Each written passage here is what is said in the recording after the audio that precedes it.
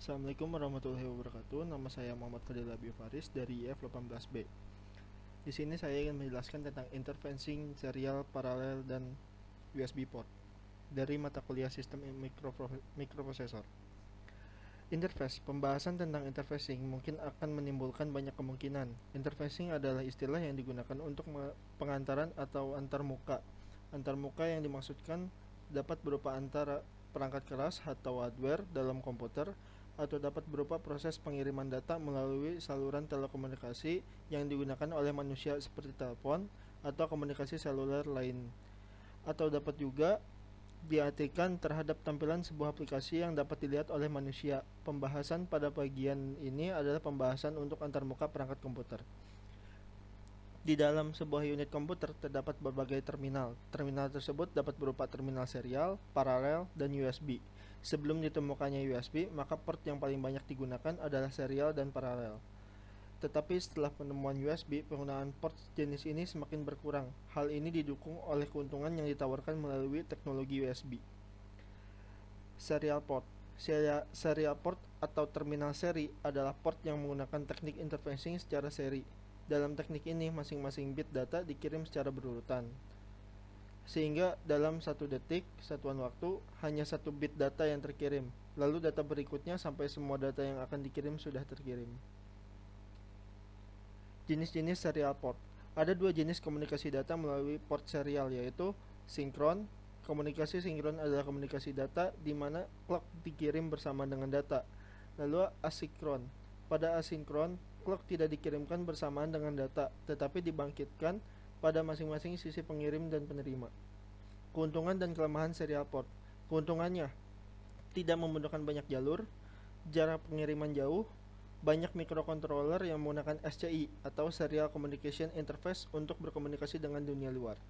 Lalu kelemahannya yaitu kecepatan pengiriman data lebih lambat, serial port lebih sulit ditangani karena data di komputer diolah secara paralel, sehingga data dari dan ke serial port perlu dikonversi ke serial. Dari segi perangkat lunak, lebih banyak register yang digunakan atau terlibat. Serial port. Setiap karakter akan dikirim dengan diawali start bit dan diakhiri dengan stop bit, sehingga dalam pengiriman satu karakter dibutuhkan 10 bit data. Pengiriman dilakukan dari bit yang paling rendah, low significant bit, sampai ke yang paling tinggi, most significant bit. Berikut adalah contoh pengiriman data secara asinkron, terus data serial transfernya.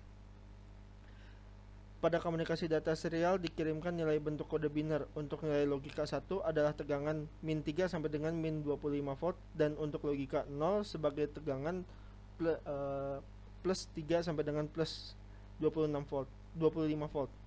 Dengan demikian, tegangan dalam komunikasi serial memiliki ayunan tegangan maksimum 50 volt. Dengan besarnya range tegangan ini, maka dalam komunikasi secara seri memungkinkan untuk menggunakan kabel yang lebih panjang karena gangguan-gangguan mudah diatasi. Sementara untuk tegangan min 2 sampai dengan plus 3 nilai logikanya tidak terdefinisi. Pada transfer data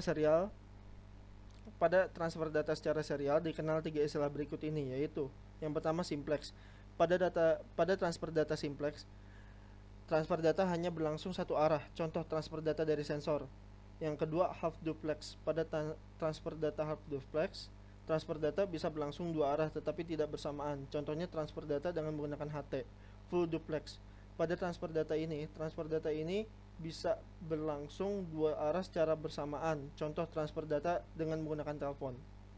Serial port RS232 RS232 adalah standar komunikasi serial antar periferal dalam komputer yang dikembangkan oleh Electronic Industry Association atau EIA. Penggunaan yang paling umum adalah antara komputer dengan modem atau komputer dengan komputer. Standar ini menggunakan piranti dalam implementasinya. Piranti yang paling umum dipakai adalah plug DB9 atau DB25 untuk RS232. Dengan DB9 biasanya dipakai untuk serial port komputer pribadi, dipakai untuk modem. Berikut adalah tampilan dari RS232 DB25 dan DB29. Jika port RS232 DB9 digunakan untuk menghubungkan komputer dengan komputer, maka konfigurasinya adalah sebagai berikut. Jenis serial lain adalah RS449, RS422, dan RS423 yang pada dasarnya berhubungan dengan RS232. Berikut ini adalah konfigurasi pinout pada RS232 pada DB9. Parallel port. Interfacing dengan menggunakan parallel port berbeda dengan interfacing dengan menggunakan serial port. Pada interfacing ini, bit data dikirim secara bersamaan atau paralel yang tiba secara bersamaan. Pada interfacing ini, 8 bit data dikirim secara bersamaan pada satu waktu. Pengiriman data secara paralel. Berikut contohnya. Keuntungan dan kelemahan parallel port. Keuntungannya, pengiriman data lebih cepat. Kelemahannya, menggunakan banyak alur, hanya efektif untuk jarak yang pendek. Model parallel port. Berdasarkan IEEE 1284 atau 5A. Model parallel port.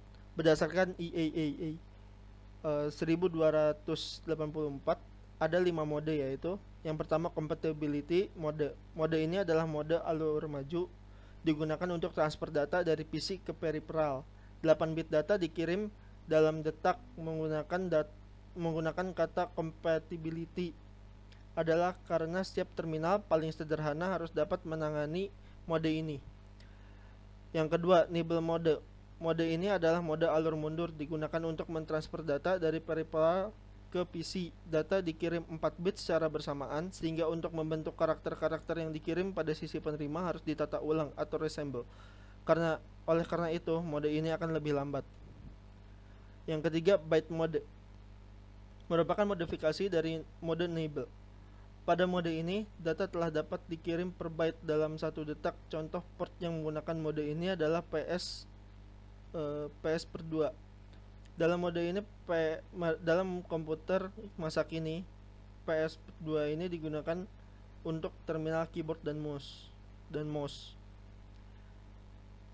Enhanced Parallel Port atau EPP mode. EPP bekerja dalam dua mode, baik alur maju maupun mundur. Mode ini dapat mentransfer 1 bit data dalam satu waktu pada setiap jalur. Keuntungan utama dari mode EPP adalah dibandingkan dengan compatibility nibble dan byte adalah pada kecepatannya. Mode ini dapat menulis dan membaca melalui satu bus ISA sudah. Mode ini juga dapat dengan cepat mengubah arah data. Hal ini membuat mode ini adalah pilihan yang sangat baik untuk peripheral penyimpanan data. Mode EPP juga telah mencakup penggunaan mode sebelumnya jika dibutuhkan. Extended Capabilities Port atau ECP mode. ECP adalah pengembangan lebih lanjut dari mode EPP. ECP mendukung dua jalur. Perbedaannya adalah adanya buffering data dan adanya DMA yang mendukung pembacaan dan penulisan data secara langsung ke memori, sehingga tidak menjadi beban dalam sistem CPU, juga sistem pengkompresan data, sehingga akan menyebabkan data lebih efisien. Pengalamatan addressing parallel port. Pengalamatan standar parallel port SPP biasanya adalah pada range berikut ini. Biasanya satu komputer akan memiliki 3 LPT, yaitu LPT1, LPT2, dan LPT3. LPT1 dapat menempati alamat 378H, sedangkan LPT2 menempati alamat 378H atau 278H, dan LPT hanya bisa menempati 278H. Penempatan ini dapat dimodifikasi pada Windows. Lalu di sini ada USB port. Penggunaan serial dan parallel port sangat terbatas dalam hal transfer data. Sementara perkembangan teknologi membutuhkan transfer data yang lebih cepat. Universal Serial Bus atau USB adalah solusi untuk masalah ini. Dengan menggunakan USB, transfer data berlangsung jauh lebih cepat dibandingkan dengan penggunaan port tipe lain. Berikut ini ada performa USB.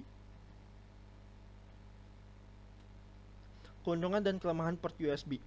Keuntungannya yaitu mudah digunakan karena dapat terkonfigurasi secara otomatis oleh OS, dapat digunakan untuk banyak jenis peripheral, dapat dihubungkan dengan komputer dalam kondisi hidup sehingga tidak perlu mematikan komputer terlebih dahulu.